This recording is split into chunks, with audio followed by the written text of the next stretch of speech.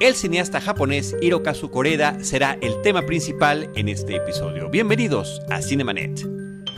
El cine se ve, pero también se escucha. Cinemanet. Con Carlos del Río, Enrique Figueroa, María Ramírez, Diana Gómez y Roberto Ortiz. Cine y más cine. Bienvenidos. Cinemanet. @Cinemanet en Twitter, facebook.com/Cinemanet, Cinemanet1 en Instagram y Cinemanet1 en YouTube son nuestras redes sociales. Yo soy Carlos del Río, les doy la más cordial bienvenida, les agradezco que estén con nosotros, les saludo a nombre de Paulina Villavicencio, que es nuestra productora general, y de todo el equipo Cinemanet, Uriel Valdés, María Ramírez, Diana de Hidalgo Gómez, y aquí en esta mesa saludo con mucho gusto a Roberto Ortiz. Roberto, ¿cómo estás? Pues con el gusto de que vamos a hablar de un director japonés que yo le traía ganas de hacer un comentario sobre él desde que supe que había ganado la Palma de Oro el año pasado en el Festival de Cannes por su película Un asunto de familia.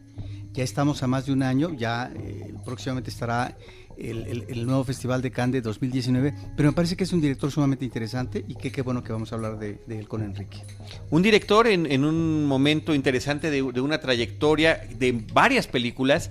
Él tiene 56 años, todavía nos entregará muchas cosas más si continúa por allí, y así debe de ser. Enrique Figueroa Anaya, ¿cómo te va? Pues muy bien, muy contento, Charlie, Robert.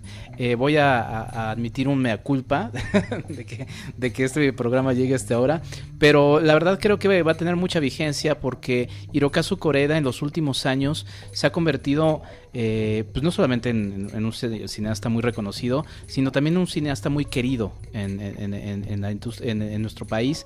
Es un cineasta que se ha ido ganando a sus seguidores, y no me extrañaría que en algún momento algún festival lo trajera. Estoy hablando sin conocimiento, me encantaría saber que sí va a llegar, pero pues ahí está. Pues sobre todo que sus películas han estado circulando efectivamente en distintos circuitos, en distintos festivales, en distintas muestras. Ha tenido una presencia constante en la exhibición de cine, digamos, alternativo en nuestro país, pero también, por ejemplo, su última película fue estrenada comercialmente, pero además del premio de Cannes estuvo nominada al premio Oscar. Entonces, pues ese tipo de cosas finalmente subrayan la trayectoria y ayudan a que mucha más gente pueda interesarse en este realizador japonés que inicia su carrera como asistente de dirección para documentales de televisión, y justamente él arranca su trayectoria como realizador con un documental en televisión y otros que realizó posteriormente.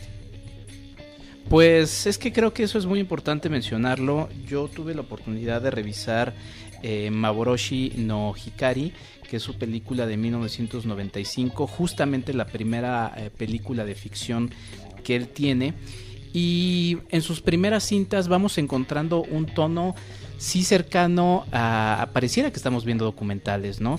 Esta película comienza con una niña que escapa de una casa, no sabemos exactamente qué es lo que está pasando, escapa corriendo de su casa y de repente alcanza a su abuela. La vemos a lo lejos, escuchamos lo que le dice a su abuela, le dice: abuela, es que ¿por qué te vas? Quédate con nosotros. Y su abuela muy firme le dice: es que me quiero morir en mi casa donde yo nací, ¿no? Y la niña no lo entiende, o bueno, le es difícil comprenderlo, pero finalmente lo acepta, y vemos nada más cómo se va yendo hacia lo lejos la abuela. La niña regresa y vemos cómo en la familia pues todos se preguntan qué pasó con la abuela. Vemos entonces que la niña pues ha sido fiel al deseo de la abuela, que no quería seguramente que la detuvieran, y ella pues quería ir al lugar. A partir de eso vemos unos años después a esta niña ya convertida en una mujer, ya con un pequeño en casa, ya casada, teniendo pesadillas de este momento que le impacta en la infancia, ¿no? Que es este momento de la pérdida, ¿no? Que lo vamos a ver muy presente, y también el elemento familiar que está ahí. Tampoco es un spoiler, va transcurriendo, digo, ya esta película ya tiene casi 25 años, pero bueno, creo que no sé si se estrenó en México, Y finalmente vemos cómo en el desarrollo de la película se lleva muy bien con su esposo, está muy feliz y de repente se encuentra frente a otra pérdida. El esposo se suicida. Es otro momento que le vuelve a confrontar justamente con ese recuerdo de la abuela saliendo de su casa, y que la vuelve a meter en una situación de dificultad. Vemos unos años posteriormente ya con su hijo ya crecido, unos 3-4 años, que se vuelve a casar, vuelve a hacer una vida, se ve plena, se ve feliz, en otra ciudad cercana al puerto. Digamos que esto está en Osaka, justamente se lleva a cabo la primera parte en Osaka, y cuando regresa otra vez a Osaka es que vuelve a confrontarse con el momento de la pérdida por haberse acordado de esto. Entonces ahí vemos ya algunas de las inclinaciones que tiene a lo largo de toda su larga filmografía Hirokazu Koreeda, y es una película que además no tiene música, por eso yo digo que es cercana en tono a un documental, ¿no? Es una película, aunque no tiene música, que sí tiene mucho ruido, ¿no? Por ejemplo, aunque está en Osaka, en una ciudad que es bulliciosa, vemos ahí también una presencia que termina siendo relevante en varias películas de Hirokazu Koreeda. Todavía no he logrado como captar cuál es el mensaje, que es la presencia del tren, ¿no? Y vemos también esta inquietud, bueno, lo de los sonidos, perdón, como cuando se va a esta ciudad, que es un poblado alejado en el mar, que es más bulliciosa, y entonces termina eso siendo parte del lenguaje cinematográfico de Hirokazu Koreeda para interpretar lo que está sucediendo en la cabeza de esta mujer, que es este ruido interno que ella va teniendo. Entonces es de entrada una película que tiene estos elementos, pone mucho cuidado en las miradas, ¿no? Sobre todo de esta mujer atormentada. Sí hay presencia de ida, algunos elementos musicales, pero ahorita que estoy viendo aquí mis apuntes, pero finalmente lo que predomina es el ruido ambiental. Entonces, en esta primera obra de no ficción ya están estos elementos presentados. En esta obra de ficción no documental. Exactamente, es lo que quería decir. Ahora, después de lo que has dicho como introducción, seguramente todo nuestro público va a ir corriendo a adquirir las películas de Koreeda para verlas, porque me parece que es muy interesante lo que dices. Efectivamente, temáticamente está el elemento de la pérdida y lo otro que tiene que ver con la familia, las tribulaciones de la familia. Y con respecto a esto segundo, lo de la familia, creo que Koreeda es un magnífico heredero, si pudiéramos hablar ahí desde el punto de vista cinematográfico, de otro de los 3 grandes directores del cine japonés clásico, que fue Yasuhiro Ozu. Ozu fue un director que aborda el tema de la familia, pero todavía en ese momento, estamos hablando de la primera mitad del siglo XX, tiene que ver con la confrontación entre tradición de una cultura milenaria como la japonesa con la modernidad.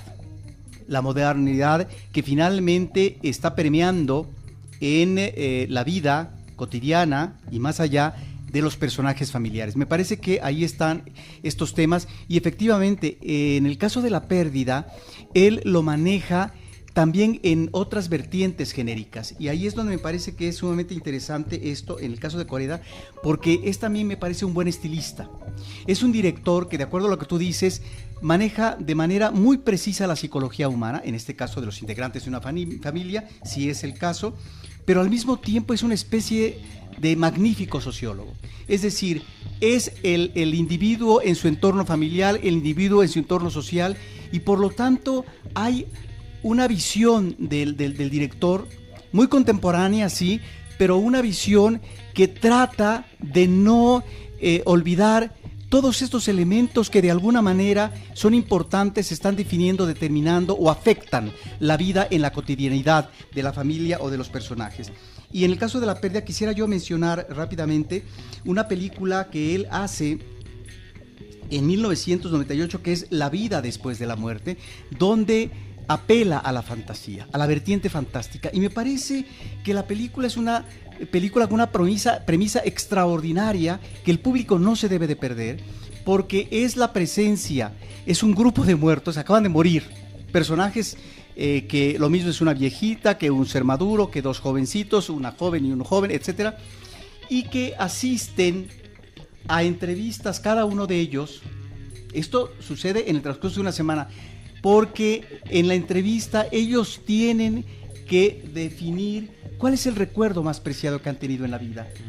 Y ese recuerdo más preciado, más hermoso, de mayor conmoción, más trascendental, etcétera, ese recuerdo va a ser filmado casi al final de las sesiones, de tal manera que eso me parece extraordinario, porque lo que estamos viendo nosotros en el comportamiento de los personajes cuando muertos ya, cuando están hablando ante sus, digamos, entrevistadores, el comportamiento es el comportamiento humano como si fueran seres vivos. Claro, porque están de por medio la condición humana, el rencor, el amor, el pasado, el recuerdo, los afanes, etcétera. De tal manera que es una película sumamente atractiva y que finalmente el director, sin apelar a la parafernalia propia del cine hollywoodense, que a veces es lamentable cuando quiere, digamos, ser profundo en estos temas, me parece que aquí está abordando una situación de realidad, digamos, de la presencia de la muerte, pero que sirve como una gran reflexión a lo que es la vida en sí mismo, lo que es el futuro de la vida y lo que va a ser el enfrentamiento a la muerte. Pero en esta revisión que hacen los personajes, me parece que es sumamente interesante, y tenemos una escena clave que la voy a mencionar, en donde un hombre se resiste a hablar de su recuerdo más preciado, porque resulta que el entrevistador, que también es un muerto, él llegó a vivir anteriormente con la chica que fue la esposa de este hombre. Bueno, ese tipo de conflictos que tienen que ver con la pasión humana, me parece que están muy bien expuestos ahí, y aquí es donde efectivamente el elemento de la pérdida que tú mencionas es fundamental, porque es la muerte. A mí me resultó muy interesante la primera vez que me habló Robert de esta película. Lamentablemente no llegué a ella, lo voy a hacer después del especial y quizá grabaré ahí un video que grabaré en algún punto de la Ciudad de México. Pero resulta muy interesante porque además estamos revisando la obra de un autor y entonces observamos justamente cómo muchas de las temáticas se van conectando en esta película. Entonces, adelantándose, o sea, esta película es de 1998. Podríamos decir que es la película de todos los personajes que se murieron en las películas de Hirokazu Koreeda y que coinciden en esta, ¿no? Hay un elemento que lo mencionaré también más adelante en otra película que resulta muy importante, porque sí está el elemento de la familia, no terminé de cerrarlo, pero en Maboroshi, por ejemplo, sí ya hay una presencia de este hombre que se vuelve a casa, que se casa con esta mujer que ha quedado viuda y que está con el recuerdo de su madre perdida. También tiene una relación que no sabemos qué fue lo que pasó, pero se quedó con un hijo y ya no está la esposa. Y entonces ahí ya hay un primer elemento también de lo que vamos a ver a lo largo de la carrera de Hirokazu Koreeda, de este asunto familiar, porque el hombre asume ya esa nueva pareja y el hijo de esa nueva pareja como suyo, aunque ella está en su cabeza tratando de definir en algo que la remite al pasado. Entonces vemos otra vez esos elementos que van resultando muy interesantes. Y también es un director, Robert, que ha pasado, no sé si aparezca en ese tono en Afterlife, pero también algún cierto tono de comedia, ¿no?, que también va apareciendo a lo largo de su película, en este ánimo también de ir introduciendo esos temas a partir de un tema como este, ¿no? La película con la que inició los comentarios Enrique, la del 95, se llama Maboroshi no Hikari. En algunos sitios en español se encuentra como La luz de la ilusión, para tenerlo como referencia. Parece que la traducción literal es algo así como La luz de la luz. Y la película que menciona Roberto, Wandafuru Raifu, está traducida como Vida errante, ¿no? La que se llama Afterlife o Después de la vida. Pues ahí está, justamente después de Afterlife, y creo que es otro elemento que también va a estarse presentando en la filmografía de Hirokazu Koreeda, es el de la distancia. Y justamente llega a Distancia en 2001, una película que empieza presentándonos un atentado que sucedió en Japón. Sí hay una conexión de algo que sí hubo en Japón, no recuerdo exactamente cuál fue el suceso, pero el ficticio, el que aparece en Distancia, es un evento en donde un grupo de terroristas lanzan una serie de químicos a un río que termina impactando en la muerte de mucha población en Japón. Y entonces en esa primera escena observamos a un chico que está comprando unas flores para llevárselas. Pensamos que alguna de las pérdidas de las personas que murieron en ese atentado terrorista, Pero entonces vamos viendo a varios otros personajes. Vemos a otro hombre que está cuidando de su padre, que está a punto de morir. Observamos también a una mujer que está en una soledad, se la pasa jugando, que eso también pasa mucho en la cultura japonesa, y creo que también a eso iremos, cómo está plasmada esa cultura japonesa que nos es tan ajena y que tiene también elementos muy ricos que nos dicen mucho a nosotros como occidentales. Ella está atrapada en sus juegos en la computadora, tratando de vivir una vida que sabemos que está en soledad, y también hay otro hombre que tiene una familia, pero que está atrapado por el asunto, digamos, lo llamaríamos aquí que es como el godín de la historia, el hombre que está sometido a su vida como oficinista todo el tiempo. Estos personajes que son tan disímbolos se terminan encontrando en una estación de tren donde van a hacer un viaje que desconocemos. Hay ahí ese elemento de la distancia, hay un viaje a otro lado que también va apareciendo en otras películas de Hirokazu Koreeda, estas distancias que terminan siendo simbólicas, metafóricas de otros elementos que vamos observando. Llegan a un bosque que es el nacimiento o el lugar donde comenzó este atentado, y vemos que lo que ellos están recordando es a los terroristas, porque ellos son familiares o tienen una relación personal con los hombres que fueron terroristas, y entonces de repente regresan al punto donde habían dejado una camioneta para regresarse y se quedan atrapados en ese bosque. No hay forma de que se regresen caminando porque está a punto de atardecer. La distancia es absolutamente absurda en cuanto a recorrer en camino. El de la oficina dice, es que yo tengo que regresar a trabajar al día siguiente, no me puedo quedar aquí. Pues se quedan atrapados una noche. Y además hay otro personaje muy interesante. Llega otro personaje que fue uno de los terroristas, y entonces se quedan con él tratando de reflexionar un poco las pérdidas que van teniendo. Entonces resulta muy interesante porque sí, finalmente de manera metafórica hay muchas distancias ahí presentes que son parte también fundamental del cine de Hirokazu Koreeda. Sí, la referencia que mencionabas, Enrique, que inspira de alguna manera la ficción de la película, es un atentado en 1995 en el metro de Tokio con un agente químico que se llama sarín, ¿no? Que es utilizado como arma, pues digamos, química, y que pues tuvo decenas de fatalidades, inicialmente 12, pero muchos de los afectados murieron posteriormente. Mencionaste al principio el término pérdida y recientemente distancia, y esto me llevaría a mencionar una película muy reciente de él, que es un thriller formidable que se llama El tercer asesinato, y me parece que ahí están estos dos elementos.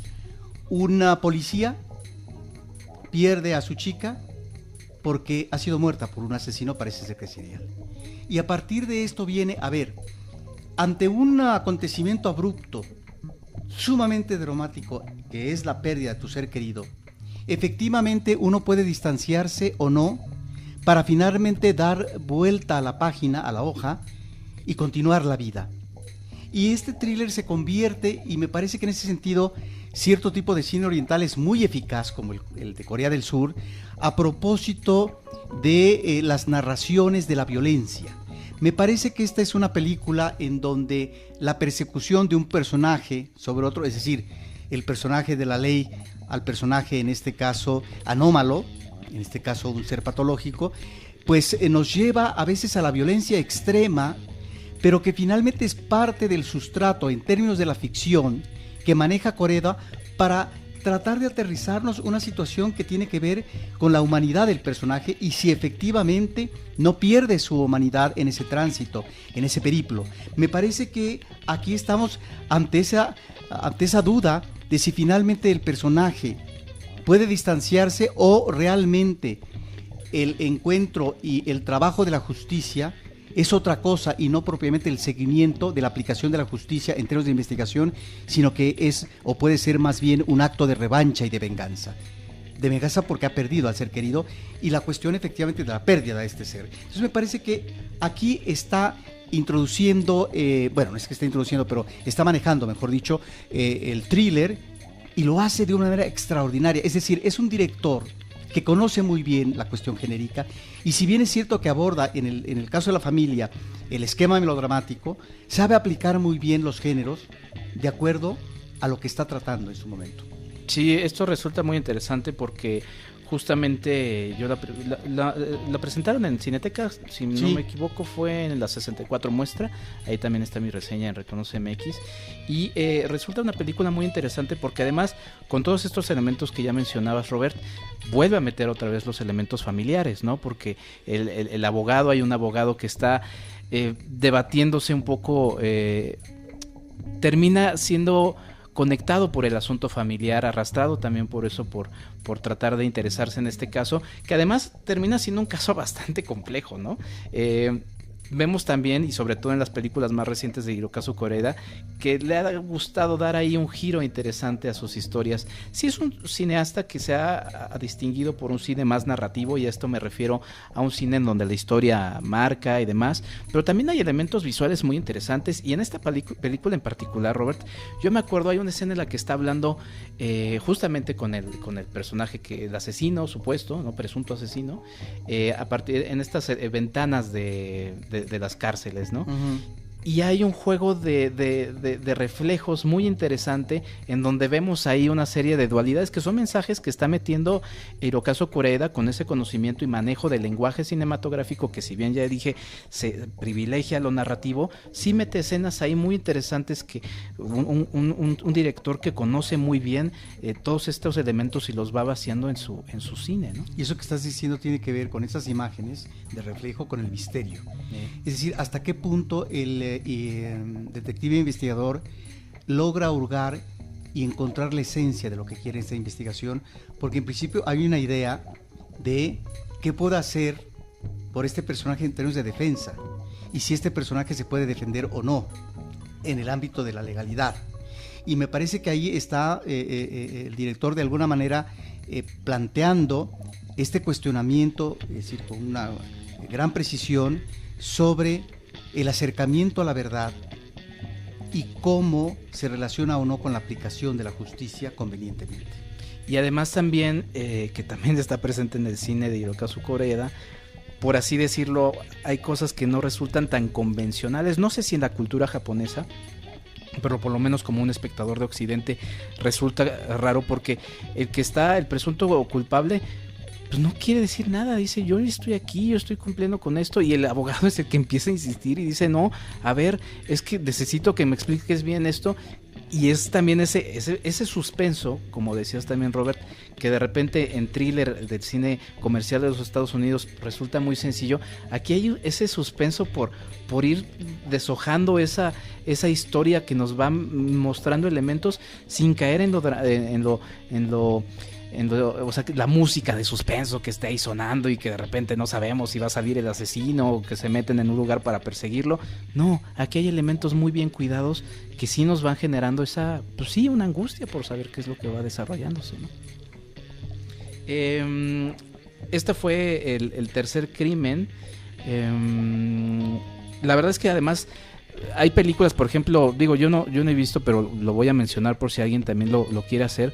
Muñeca inflable me llamó la atención, que parece tiene otra estética muy distinta en esta noción que dices, Robert, de que es un director que pasa muy fácilmente por diversos géneros para ir contando sus historias. Y esta es una de sus mejores películas, Muñeca inflable, porque es una cinta en donde aborda el tema de la soledad en un personaje masculino.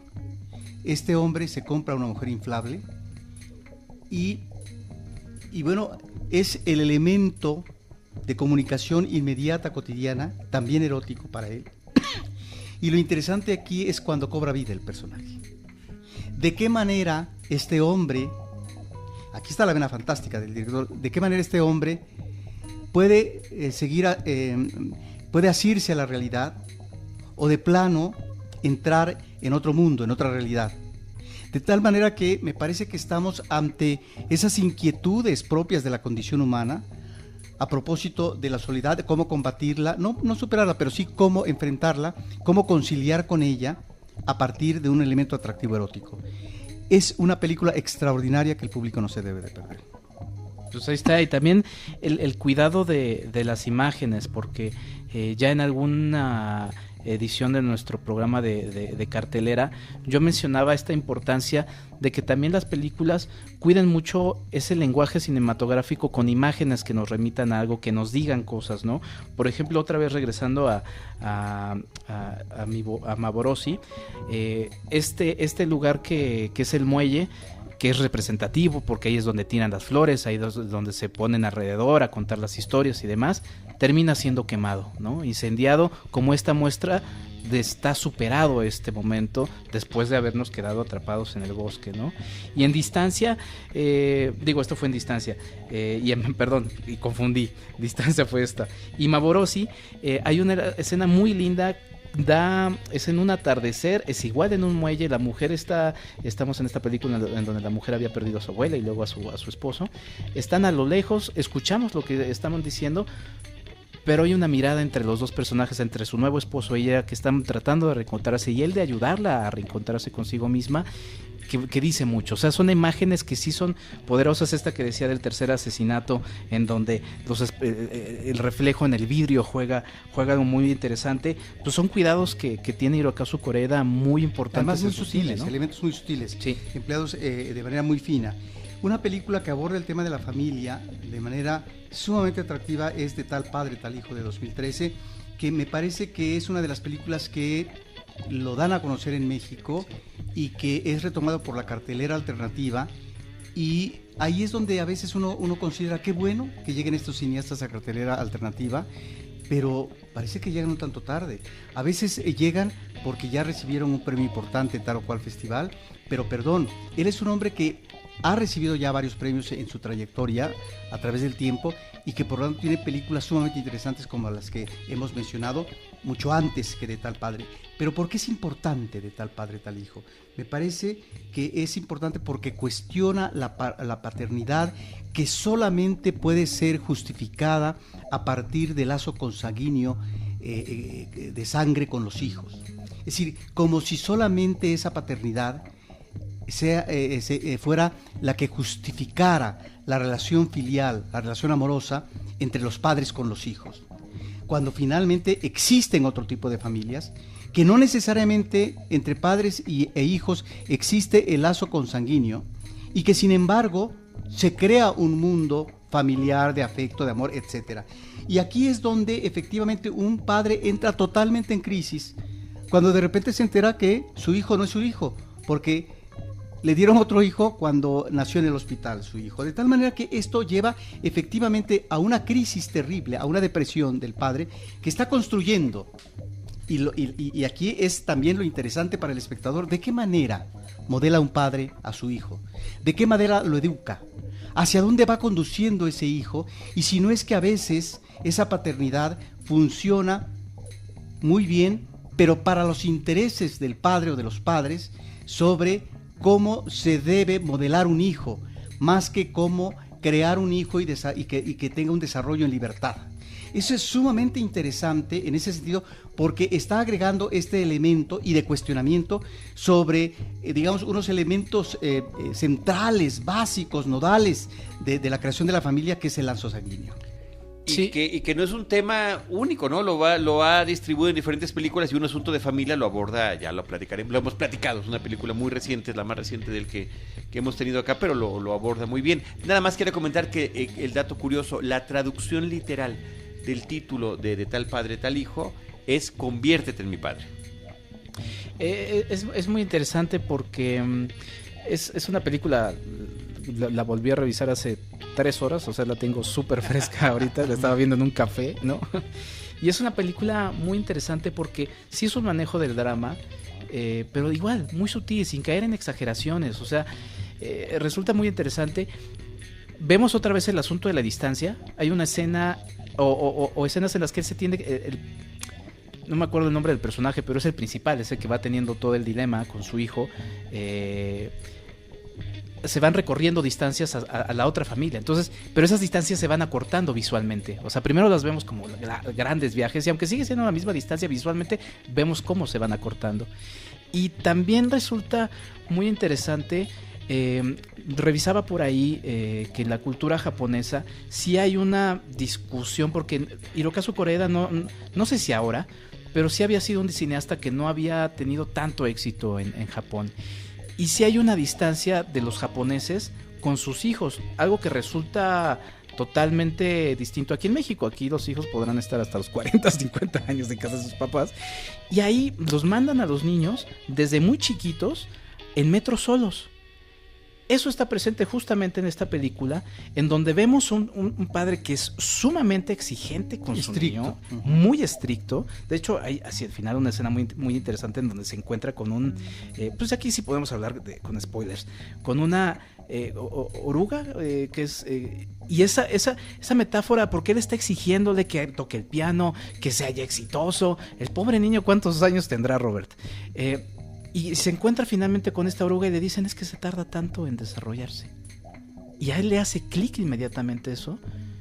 Y dice, chin. Y luego vemos que él también tiene, justamente con este título que mencionaba Charlie, otra relación con su padre, ¿no? Todo se va conectando. Y al final lo termina explotando en su más reciente película, ¿no?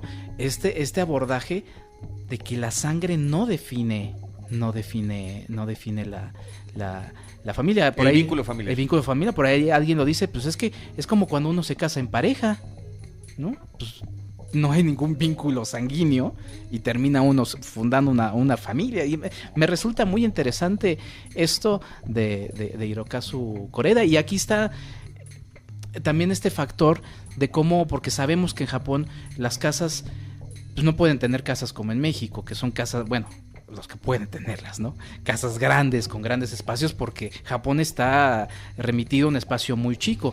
Este hombre tiene un auto grande, una casa muy amplia, que por ahí menciona el otro padre con el que es confrontado porque se intercambian los hijos. Dice, parece un hotel. Y los otros viven, pues, en esa simpleza también, hasta... Pero tiene que ver con el estatus económico aquí. Sí, también, pero inclusive sabemos que en Japón, por ejemplo, esas casas que no tienen paredes, que no tienen muebles, es algo que es muy tradicional, y la de él parece como de otro mundo, ¿no? Porque tiene que ver con el mundo de la modernidad, Uh-huh. con el mundo de la riqueza material, donde embona el personaje del padre, y que por eso es un padre que impone una disciplina férrea, y que por lo tanto el hijo... Y lo observamos desde la primera escena, el hijo, digamos, tiene que aplicarse y tiene que hacer lo que dice el padre. Porque si no, no es que a lo mejor lo vayan a azotar y a pegar y a maltratar, sino simple y sencillamente porque tiene, digamos, esta mirada, esta fijación severa por parte del padre. Si quieres, antes de entrar a esta última película, que me parece, no sé si decir que es una obra maestra, un asunto de familia, pero antes hace una película que me parece sumamente entrañable, que yo creo que es una película que llega al melodrama sublime y que se llama Nuestra Pequeña Hermana, una película de 2015 que nuevamente aquí nos presenta una familia fracturada a través de 3 hermanas, creo, ¿sí? Las 2 primeras más jóvenes y otra más madura, que es la que lleva el orden de la casa, ¿no? Pero es digamos, una familia quebrantada. ¿Por qué? Porque tanto padre como madre no están con ellas. El padre hizo una segunda vida con otra mujer y la madre se fue. De tal manera, y aquí es lo que me parece que es sumamente atractivo para el público como esquema melodramático, es que las chicas asisten al funeral del padre, que está, digamos, en el extremo seguramente del país, en una zona muy tropical, etcétera.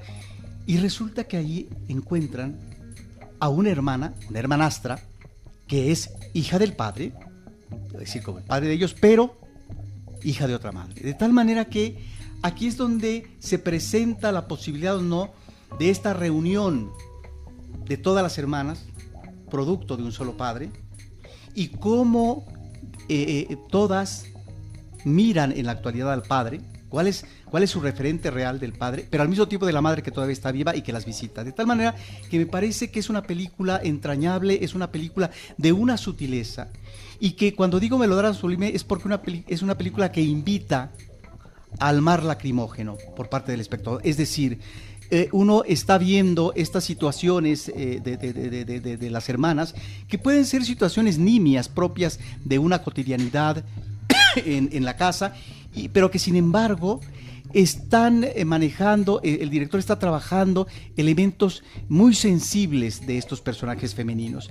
Es un mundo de la mujer lo que está retratando el director, y me parece que también está abordando de manera muy precisa, muy elegante, las diferencias generacionales, en este caso de la pequeña, que le encanta el fútbol, de la mayor, que es la responsable, en donde podemos ver o no una especie de sacrificio en función de ella misma y de los demás, etc. Bueno, ¿qué es lo que se tiene que hacer para salvar el barco? En este caso, el barco familiar, cuando no existen los báculos centrales de la familia, que son el padre y la madre.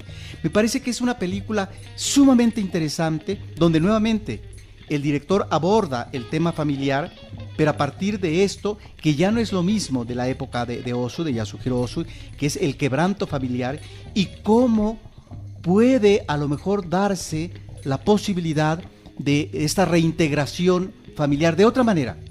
Y ahí es donde me parece que estos personajes femeninos dan cuenta de cómo tienen que rehacer sus propias vidas y reenfocar el destino y las inquietudes que cada mujer tiene. Y ahí es donde me parece que es sumamente atractivo, yo no sé si decir aleccionadora, pero es realmente una película muy emocionante, que nos acerca a esto, que muy seguramente tiene que ver, en el caso de cada espectador, con el tipo de familia con la cual vive, con la cual convive, con la cual se enfrenta. Ahora que mencionas esto, Robert, y por eso yo quería también mencionar el asunto cultural de los japoneses, ¿no?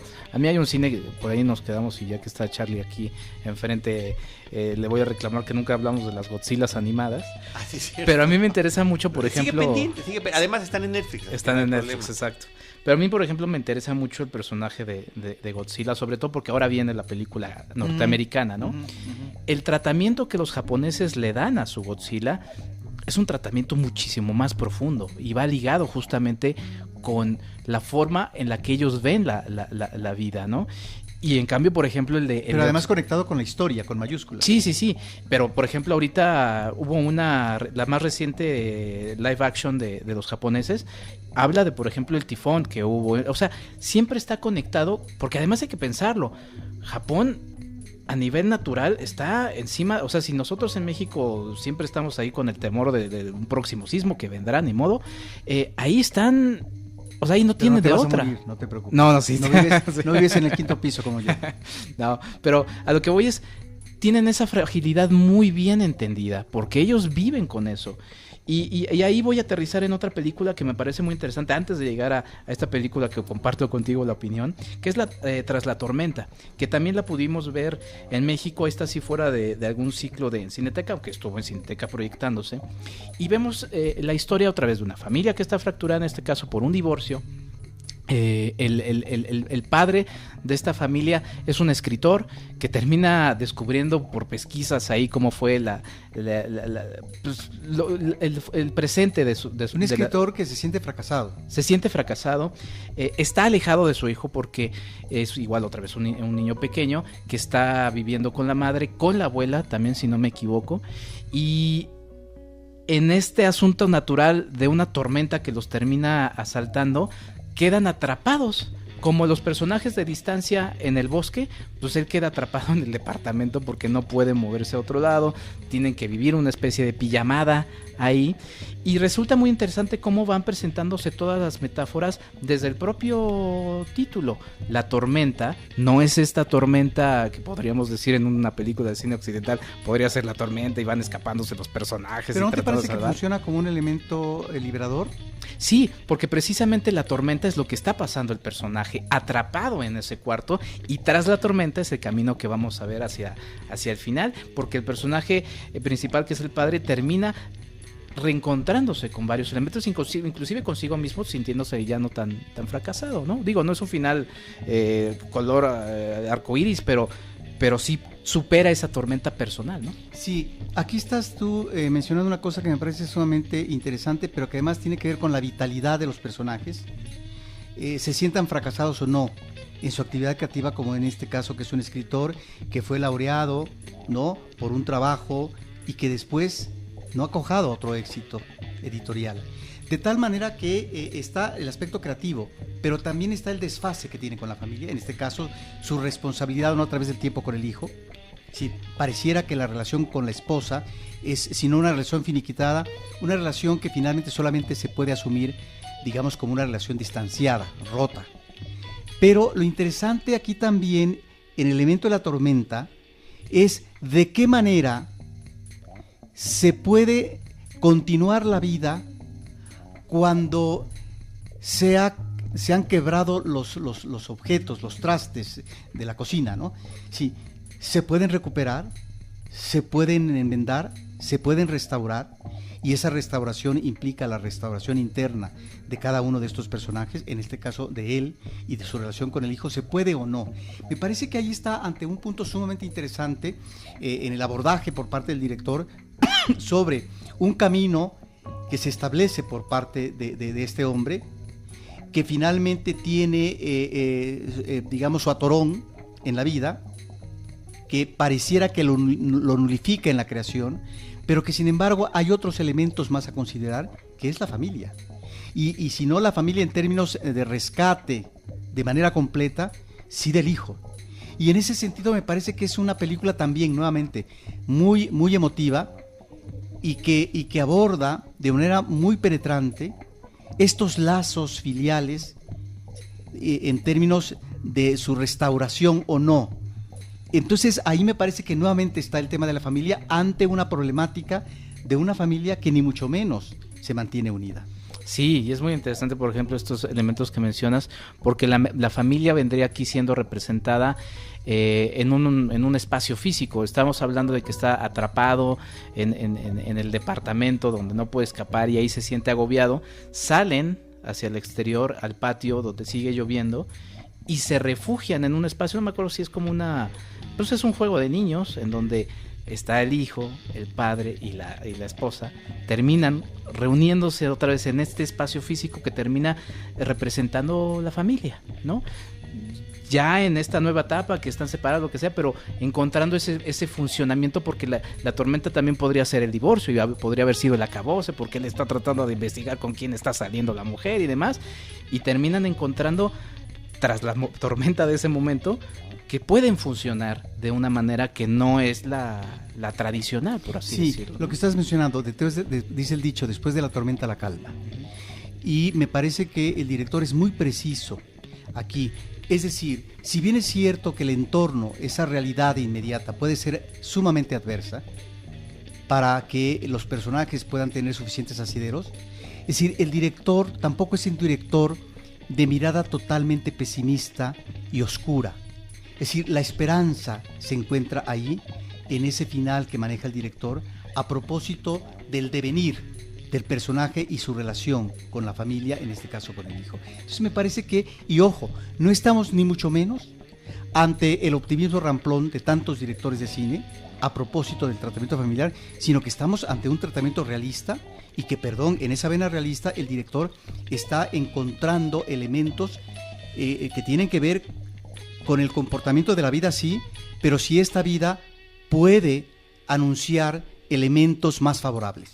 Porque otra vez en este elemento de la fragilidad que mencionaba con el asunto de los Godzillas y los Kaijus, está esta fragilidad de la vida y de la visión de los japoneses. Justamente en Reconoce MX titulamos la reseña de la tormenta, Tras la tormenta, como después de la tormenta no siempre viene la calma, vendrán nuevas tormentas, nada más que esta se superó, ¿no? Sí, y bueno, a mí sí me gustaría mencionar esta película que me parece extraordinaria, que es Un asunto de familia, por la cual iniciamos comentando que recibe la Palma de Oro en 2018 en el Festival de Cannes. Es un director que ha sido ya muy premiado, ha sido cobijado en más de una ocasión por el Festival de Cannes, y me parece que es un director muy meritorio en el tema de la familia, y que creo que Un asunto de familia, como decía Carlos, efectivamente nos remite a la idea, que no es hipotética, de si se puede crear una familia que no es propiamente la familia que surge a partir efectivamente de los lazos sanguíneos y que por lo tanto genera a partir de la unión matrimonial hijos, ¿no? Y viene ya la familia como tal. No, aquí estamos ante una familia totalmente diferente, pero que, perdón, yo creo que el director lo que trata en esta cinta es de presentar si efectivamente en la actualidad podemos de hablar de unidad familiar o no. Y aquí me parece que de manera extraordinaria nos presenta a personajes sumamente marginales y cómo dentro de un ámbito de la ilegalidad vinculada con la delincuencia pueden tratar, esforzarse, intentar una especie de familia. Porque además también lo mencionabas anteriormente, Robert, estos personajes son marginados y mete, ya no es solamente la tormenta, el agua, ya no es un atentado, ya no es... Ahora podríamos decir que es el propio capitalismo el que termina obligando a estos personajes a encontrar un refugio, porque además viven en un espacio que ni siquiera es suyo, ¿no? Llegaron ahí a invadirlo y entre ellos se encuentran ese apoyo dentro de este mundo que termina siendo adverso para ellos y que terminan encontrando solamente este refugio. Nosotros encontramos esta sorpresa de que ninguno tiene vínculo familiar, no sé si casi al final, pero por lo menos en el último tercio de la película, y termina siendo un giro sorprendente que inclusive, pues sí, como que Hirokazu Koreeda dice, a ver, ahí les va este tema que es muy polémico, pero los voy a poner a reflexionar al respecto, ¿no? Porque sí, el tema podría ser, sí genera debates, ¿no?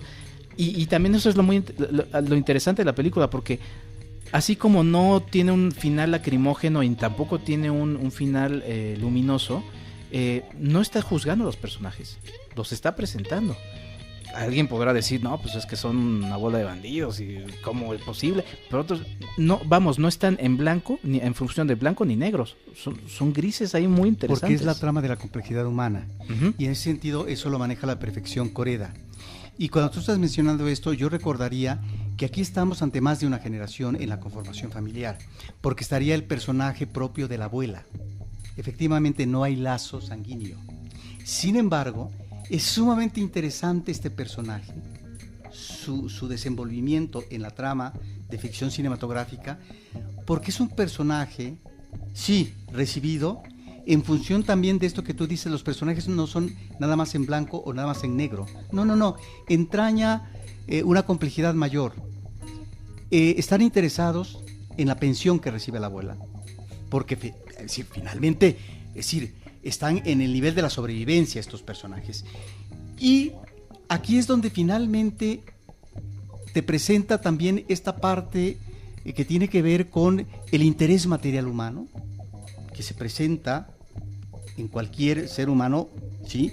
Que es la abuela cuando va a recibir, digamos, un elemento de ayuda material, ¿sí? No vamos a decir por qué. E inmediatamente cuando sale y es despedida correctamente, amablemente, de acuerdo a los cánones educativos, inmediatamente se queja de que ha recibido una miseria. Y ojo, también la forma como este personaje utiliza o no este dinero, que es propio a veces del comportamiento del usurero, por ejemplo. Me parece que allí estamos ante situaciones, digamos, de descripción muy precisa de los personajes, y cómo también en el caso del personaje mayor, de este personaje anciano femenino, el advenimiento de la muerte o la posibilidad de la muerte se nos presenta en un entorno extraordinario que es la playa.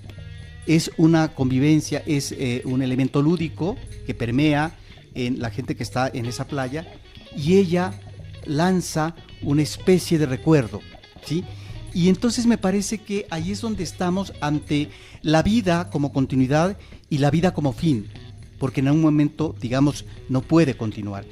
Ahí me parece que está ante una serie de aristas el director, que están muy bien manejadas y que hacen de esta una de sus grandes películas, y que tal vez por ello logra merecidamente recibir la Palma de Oro en el Festival de Cannes en 2018. Sí, porque otra vez hablamos de las imágenes, del poder de estas, y esa escena de la familia no por nada es la imagen que se presentó en el póster. Es el póster de la película, sí es lo que iba a comentar. Es el momento en el que ellos son una familia, ¿no? Una celebración de vida. Una celebración. Y de esta polémica, pues la abuela la entierran en la casa. O sea, sí hay muchas cosas que son muy difíciles ahí de ir comprendiendo, pero yo sí siento que es Hirokazu Koreeda diciendo, a ver, voy a poner estos temas para que incomoden, pero porque mi interés es que el mensaje llegue lo más claro. El asunto, bueno, quería mencionar, es que de tal padre, tal hijo podría ser, este patriarca de esta película de Un asunto de familia, podría ser la continuación de la historia del padre que vive ahí con todos sus hijos en su pequeña casa, ¿no? Podría ser una continuación interesante. Eso es lo interesante de revisar las filmografías de los cineastas, uno puede ir conectando. O sea, tú ves esto efectivamente como vasos comunicantes. Exactamente. Y el elemento del manejo de los niños, que en muchas de las películas está presente de Hirokazu Koreeda, sí tiene una predilección por estos personajes que terminan siendo el personaje estelar infantil de Un asunto de familia. Termina, casi no dice ni una palabra, pero termina diciendo mucho, ¿no? Sí. Gracias al trabajo de Koreeda. A propósito de este personaje infantil, del final de la cinta que tú mencionas, me parece que la forma como resuelve la situación de duda y de drama y de afirmación en la vida por parte del personaje infantil es extraordinaria. ¿De qué manera, ante el personaje que ha representado a la figura paterna, de qué manera puedo o no continuar una relación? Porque lo importante es el sentimiento que digamos da cara a la verdad. Y ahí es donde viene la aceptación o decepción del personaje infantil. Me parece que la forma como el director está abordando a ese personaje iniciático en la vida, que atraviesa toda esta dureza, y ahí es donde está el elemento alentador, es decir, la vida continúa y por lo tanto hay expectativas. De otra manera sí, en este caso a través del apoyo de la educación formal, etcétera, pero lo que sí es cierto es que hay un punto y aparte, y que lo que vemos en estos personajes infantiles, tanto en el chiquitín, hombre, si no me equivoco, como en la niña, una niña secuestrada, hay un elemento alentador y la posibilidad de que efectivamente puedan seguir en su realidad o en otra realidad de una manera más alentadora, más positiva, para poder afirmarse en la vida y dejar de lado estos báculos, que son báculos, tal como lo vivieron estos dos niños, son báculos que no generan asideros. Y otra vez a lo largo de la filmografía de Koreeda, sin ser luego protagonistas necesarios, los niños terminan siendo los marginados de los marginados, ¿no? Es decir, terminan siendo los más vulnerables a lo largo de la filmografía de Hirokazu Koreeda.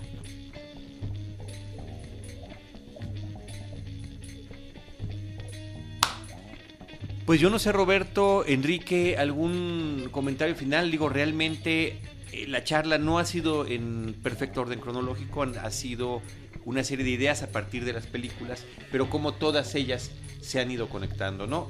Ahorita tiene una película que se llama La Verdad, ni más ni menos, en etapa de postproducción, que es la que esperamos ver próximamente de este realizador. Pero vaya, creo que este panorama que nos ha brindado las películas que han comentado, que además baste subrayar, no son todas, ¿no? Estamos dejando a un lado inclusive toda su parte tiene animación filmes, inclusive. Sí, de filme documental, ¿no? Que como comentábamos al inicio es con lo que él arranca, ¿no? Pero bueno, ¿qué esperar de un director que además me parece que está en una edad como para todavía producir mucho, Roberto, a mediados de sus 50? Producir mucho, yo creo que está en un momento espléndido, creativo, cinematográficamente hablando, y que lo que aquí hemos platicado, Carlos y Enrique, es solamente una invitación para que el público vea estas obras que hemos comentado y otras más que puedan bajar del internet, etcétera, porque me parece que sí es un director que tiene una trayectoria increciendo, y que ahí está el resultado en los últimos años de los reflectores que ha tenido con todos estos premios internacionales, este reconocimiento, y que nos habla finalmente específicamente yo me centraría en el tema de la familia, de este abordaje, ¿no? De una manera me parece como pocos directores, porque perdón, cada director está en tu tema, cada director está en su género, y me parece que Koreda, en la vena temática familiar, es uno de los directores que de una manera más elocuente, pero además sensible y fehaciente, está planteando la problemática de lo que se podría llamar la familia en la realidad actual, es decir, la familia contemporánea. ¿Puede seguir existiendo de la misma manera? ¿De la misma manera en que lo planteaba Ozu? Por supuesto que no. Y me parece que por eso estos abordajes de algunas de las películas que hemos hablado de entornos familiares tienen que ver con el quebranto familiar, efectivamente, en el ámbito contemporáneo, que no es una cosa solamente de la actualidad, sino que viene de hace ya varias generaciones, pero sí, la posibilidad o no de resarcir los daños que están presentes. Y eso me parece que pocos directores, de una manera tan sensible, tan sutil, tan profunda, tan precisa, lo llegan a realizar. Por eso desde un principio hablaba de que no solamente es un gran psicólogo de personajes, es también, yo creo que una especie de sociólogo a propósito del abordaje social. Sí, pues yo cerraría con el comentario de que a propósito de este tipo de programas, de este tipo de especiales, se permitan acercarse a las filmografías de directores que les llamen la atención, ¿no? Como decía Robert, y yo también lo voy a recalcar, busquen en internet. O sea, hay opciones legales, obviamente, pero tengan esa apertura a encontrar cine que de repente, lamentablemente, no llega. Y resulta muy estimulante encontrar filmografías de cineastas y ver vasos comunicantes, entender sus lenguajes, sus preocupaciones. Y no solamente estoy hablando de un director como Hirokazu Koreda. Acérquense a un Steven Spielberg. Hay más allá de que las películas de Indiana Jones. Hay sus primeros cortometrajes, sus primeras cintas. Su primera película casi no se habla de él. Sus thrillers, su comedia, ¿no? Esta que fue fallida justamente antes de Indiana Jones.